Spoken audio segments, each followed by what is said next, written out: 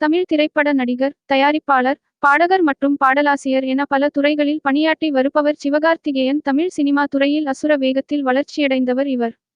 குறுகிய காலத்திலேயே தனக்கென ஒரு ரசிகர் பட்டாளத்தையே உருவாக்கிக் கொண்டுள்ளார். சிவகார்த்திகேயன் தனது கல்லூரி காலத்தில் நண்பர்களுடன் இணைந்து குறும்படங்களில் நடித்து பிரபலமாகியுள்ளார். பின்னர் மிமிக்ரி போன்ற தனித்திறமை கொண்டு மேடை நகைச்சுவையாளராக சின்னத்திரையில் அறிமுகமானவர். இவர் பிரபல தொலைக்காட்சியில் ஒளிபரப்பான கலக்க போவது யாரு நிகழ்ச்சியில் ஒரு போட்டியாளராக பங்குபெற்று பிரபலமானவர். சிவகார்த்திகேயன் பின்னர் தனது மிமிக்ரி திறமையை கொண்டு மக்களின் ஆதரவை பெற்று அதே தொலைக்காட்சியில் பணியாற்றி புகழ் பெற்றார். பின்னர் பிரபல தொலைக்காட்சியில் ஒளிபரப்பான சூப்பர் சிங்கர், டான்ஸ் ஜோடி டான்ஸ் என பல நிகழ்ச்சிகளில் தொகுப்பாளராக பணியாற்று தனது திறமை மூலம் மக்களின் கவனத்தை பெற்று பிரபலமானவர்.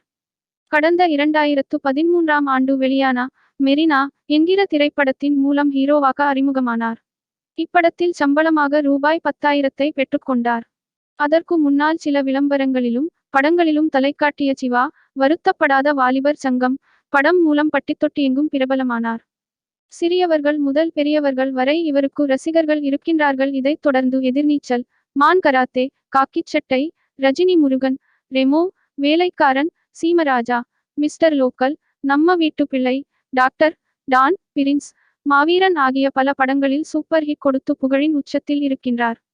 ஆனால் அவரின் தற்போதைய சம்பளம் ஒரு படத்திற்கு 50 கோடி முதல் 75 கோடி வரை அசுர வேகத்தில் உயர்ந்து விட்டது.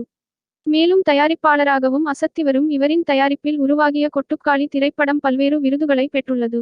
நடிகராக மட்டுமன்றி தயாரிப்பாளர், பாடகர், பாடலாசிரியர் என வளர்ந்து வருகிறார். இவரின் சொத்து மதிப்பு 250 கோடிக்கும் மேல் இருக்கும் என்று தெரிய வருகின்றது.